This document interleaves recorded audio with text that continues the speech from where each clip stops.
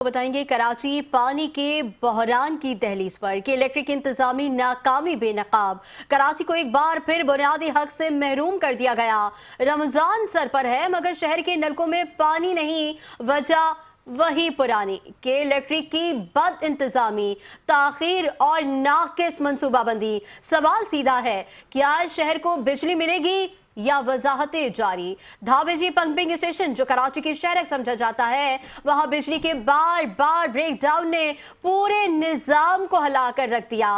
मुतादिद 11 केवी feeders खराब या गैर फाल पड़े हैं। केबल फॉल्ट मामूल बन चुका है। एक माह के दौरान कई मरतबा बिजली की बंदिश हुई और नतीजा वही निकला कि शहर को तकरीबन 10 करोड़ 31 लाख गैलन पानी की कमी बर्दाश्त करना पड़ी। ये महज आदात नहीं, ये हर गली में खाली टैंक और हर घर में परेशानी की तस्वीर है। सबसे बड़ा सवाल ये है कि अगर धाबेजी इतना अहम है तो वहां फौरी मुरम्मत का मुस्तकिल निजाम क्यों मौजूद नहीं।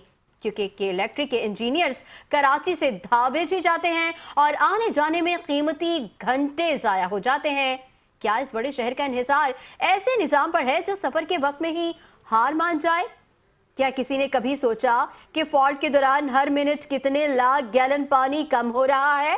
मजीद तशवीशनाक हकीकत यह है कि इलेक्ट्रिक के पास मौजूद 4 बैकअप जनरेटर भी अरसे से नाकारा पड़े हैं।